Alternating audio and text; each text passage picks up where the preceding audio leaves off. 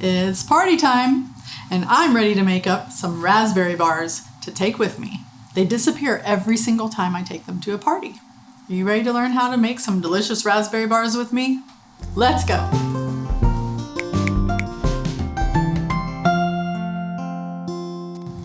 Okay, to make these raspberry bars, you need a stick and a half of butter softened, or that's 3/4 of a cup of butter. 1/2, not 1.5, but a half cup of sugar. And we're going to pour this right into our bowl. We're going to cream the sugar and the butter, and we have just a little bit of almond flavoring. And I'm telling you, just stay with me because this really makes it delicious. So just about 1/4 teaspoon of this vanilla extract. It's strong and you don't need very much. So I'm going to cream all of that together.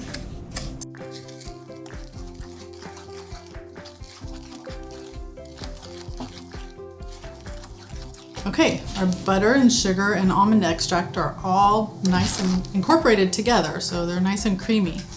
And now we're going to add the flour, and there's 1 cup and 3/4 of flour. I happen to use white flour here. I'm going to a party, come on.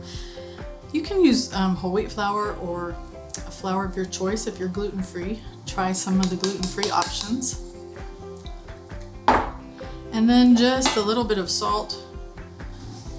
Okay, I have 1/4 teaspoon of salt, and I have 1/2 cup of chopped pecans, finely chopped. So all of that just goes right into our mixing bowl, and now we're going to mix that up with the butter. It'll take just a minute to do that. Okay, so you'll start to notice that it resembles some crumbs. Some are really big, some are small. We want it to be a little bit more uniform, not a tiny crumb, but some nice, I don't know what size that would be. Just watch, I'll show you. That's just about right. Okay, we're going to take 1 cup of this out and reserve it for just a little later. This is going to be our topping. And now the rest we're going to press into the pan. Okay, so we're pressing these crumbs into an ungreased 9 by 13 pan. This happens to be a little bit of a different size, but it's a family favorite pan, so I use this.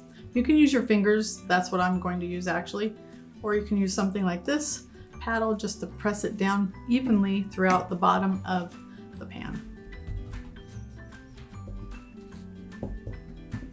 You want to get it nice and firmly pressed because your raspberry jam is going to go on top. And you can use other kinds of jam. You could use strawberry, you could use blackberry, you could use black raspberry.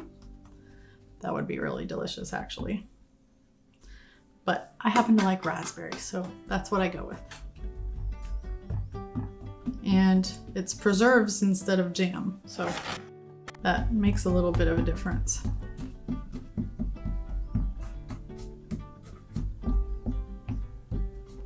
The dough is all pressed down in the bottom of the pan, and we're going to add raspberry preserves. It's about 8 ounces, and this is a really large jar, so I'm going to use a little less than half of this.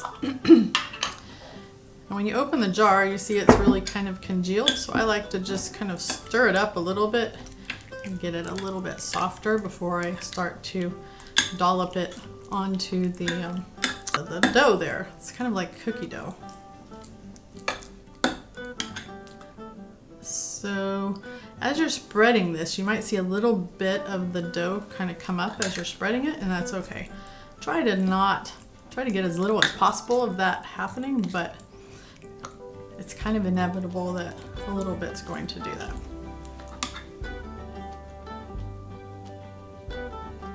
Okay, so I'm going to start spreading this out. See how that little bit came up right there? That's okay. This became a family favorite. I found this recipe a long time ago, well, a very long time ago, and it was my mom's favorite. So every time I make it, I think about my mom, and the smell of the raspberries remind me of her. So it's just a really nice memory to make these. Plus it's really fun to share at a party. See how that's coming up? And just eased off of it a little bit so that it doesn't come up. Okay, so we've got it pretty well evenly spread throughout the pan. Gone as close to the sides as I really want to.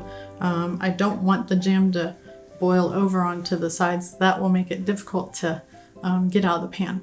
So now all we have to do is just sprinkle the crumbly mixture on the top.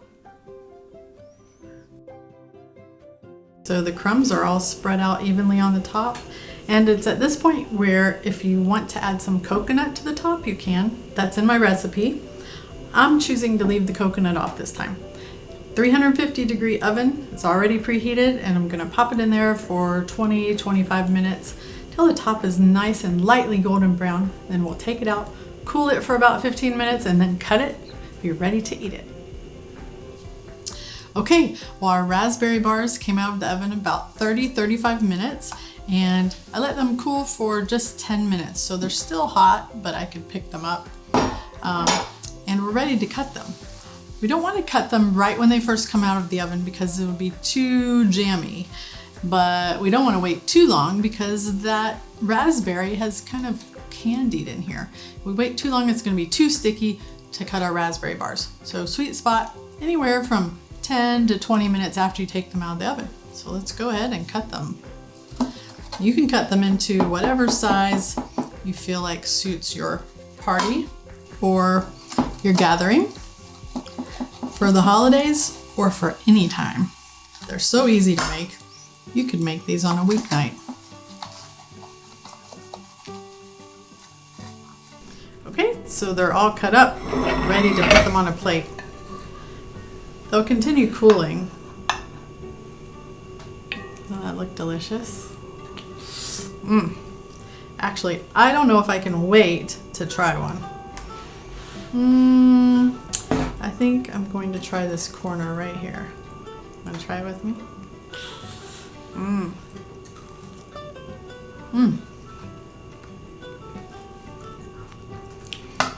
Just like I remember. Raspberry, tangy, sweet, buttery. It's delicious. I really had fun with you today making these party and gather raspberry bars. If you'd like to join me again for another recipe, subscribe to my channel or hit the notification bell. I'll see you next time on the Simply Healthy Kitchen.